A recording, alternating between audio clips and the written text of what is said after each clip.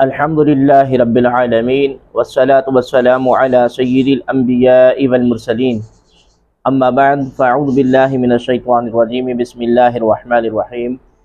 السلام علیکم ورحمۃ اللہ وبرکاتہ۔ ناظرین محترم، آج کچھ احباب نے ہمیں یہ حکم فرمایا کہ فدق کے حوالے سے کچھ آپ وضاحت فرمائیں کہ فدق کیا تھا، کہاں سے آیا تھا اور اس کی آمدنی کے مصارف کون تھے۔ تو ناظرین محترم، اس کی تفصیل میں بعض قطعات زمین جو مسلمانوں کے حملے کے وقت کفار نے مغلوب ہو کر بغیر لڑائی کے مسلمانوں کے حوالے کر دیے تھے، ان میں سے ایک فدق بھی تھا جو مدینہ منورہ سے 3 منزل پر ایک گاؤں تھا۔ اس کی نصف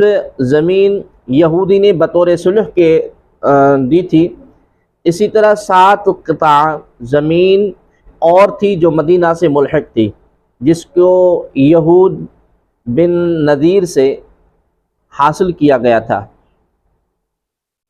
یہ تمام قطعات زمین مع فدق کے حضور عالم صلی اللہ علیہ وآلہ وسلم نے اپنی حاجتوں کے لیے اپنے قبضے میں رکھ لیے تھے۔ اسی طرح بعض قطعات خیبر تھے جن کی آمدنی سے 5واں حصہ حضور عالم صلی اللہ علیہ وآلہ وسلم کو ملا تھا۔ جہاد میں جو مال غنیمت آتا تھا اس میں بھی حضور عالم صلی اللہ علیہ وسلم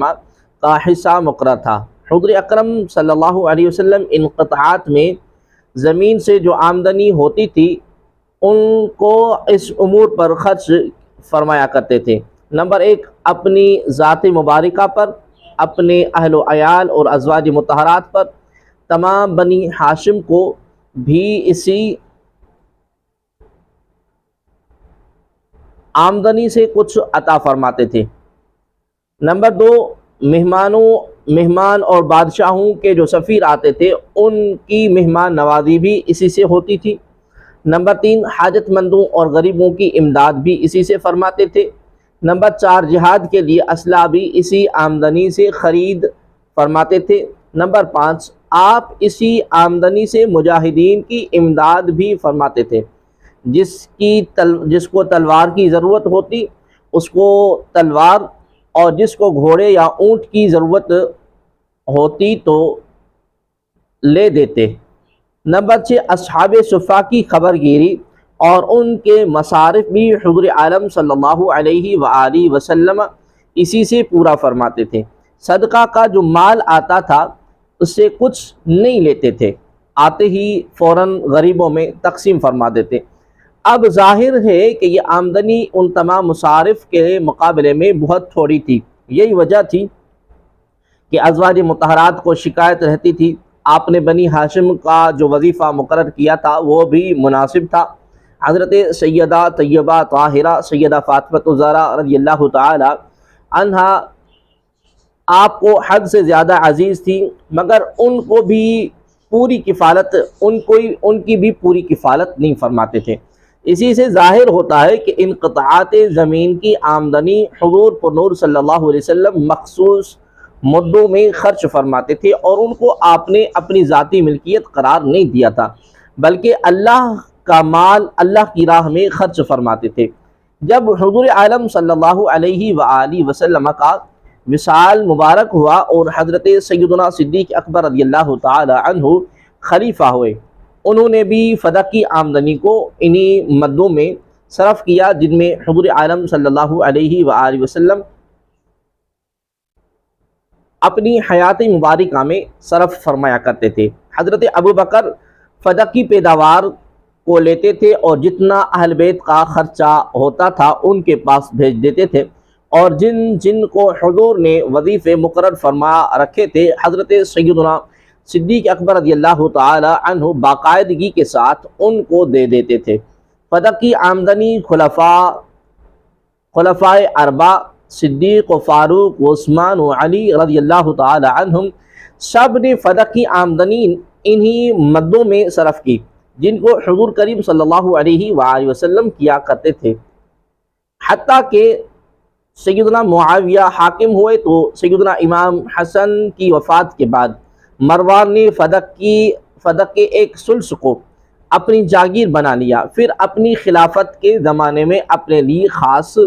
کر لیا، اور فدق مروان کی اولاد کے پاس رہا، یہاں تک کہ عمر بن عبدالعزیز کی حکومت ہوئی تو انہوں نے فدق کو مروان کے رشتہ داروں سے لے کر اسی حالت میں لوٹا دیا جس حالت میں حضور عالم صلی اللہ علیہ وآلہ وسلم اور خلفائے اربعہ کے زمانے میں تھا، یعنی انہوں نے فدق کی آمدنی کو انہی مصرفوں پر خرچ کرنے کا حکم دیا جن میں حضور علیہ الصلوۃ والسلام اور خلفائے اربعہ صرف کیا کرتے تھے۔ فدق کے متعلق جو حالات ہم نے عرض کیے ہیں یہ شیعہ سنی دونوں حضرات کو تسلیم ہیں۔ اس صاف اور سیدھی تاریخ سے ظاہر ہوتا ہے کہ معاملہ کچھ بھی نہ تھا، محض بات کا بتنگڑ بنا کر سیدنا صدیق اکبر رضی اللہ تعالی عنہ کو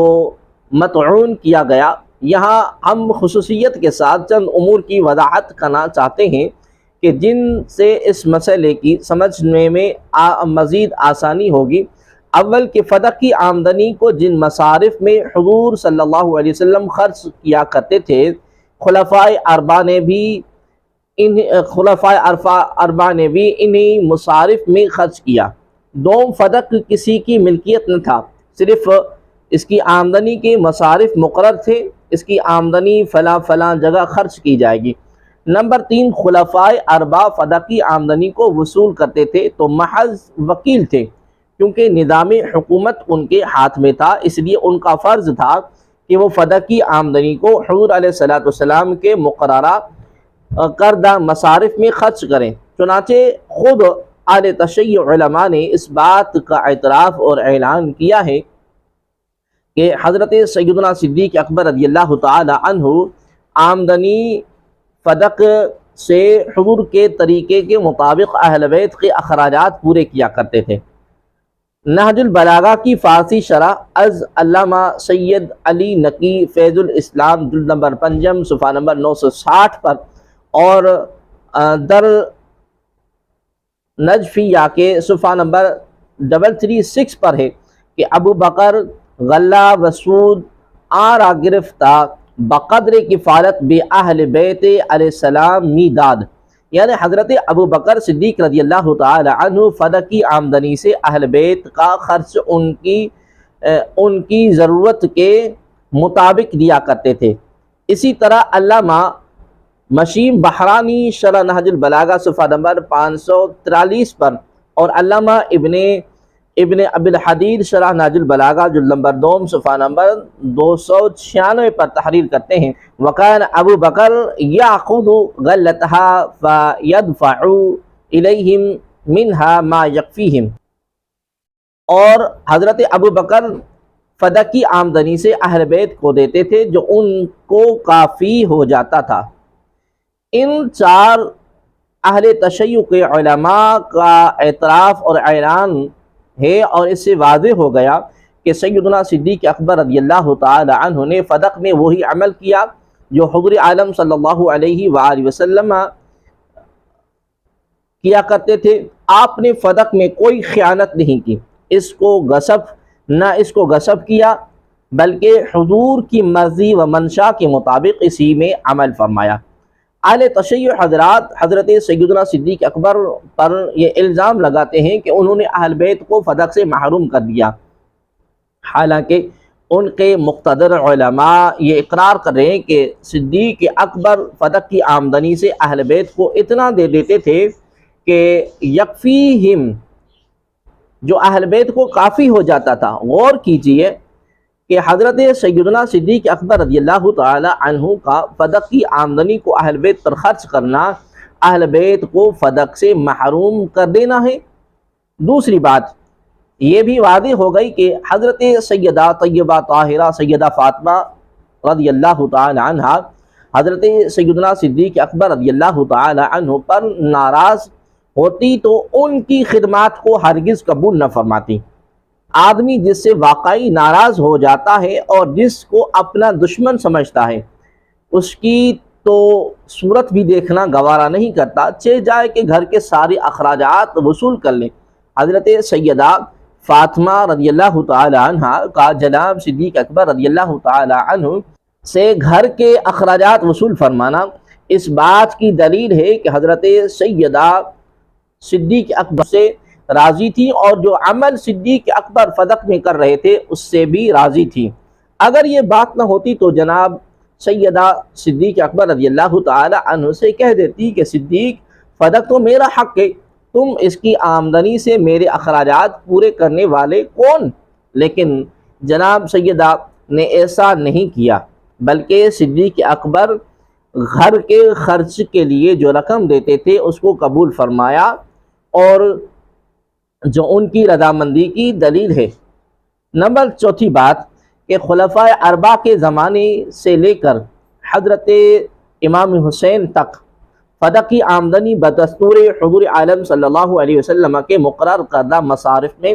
خرچ ہوتی رہی، لیکن حضرت امام حسن کی وفات کے بعد مروان نے اس پر ناجائز قبضہ کر لیا، حتیٰ کہ حضرت عمر بن عبد العزیز جو نیک اور عادل حاکم تھے انہوں نے اپنے دور حکومت میں مروان کے رشتہ داروں سے فدق کو لے لیا اور اس کی آمدنی کو اس طرح خرچ کرنے کا حکم دیا جیسا کہ حضور عالم صلی اللہ علیہ وسلم اور خلفائے اربعہ کے زمانے میں اس کی آمدنی خرچ ہوتی تھی۔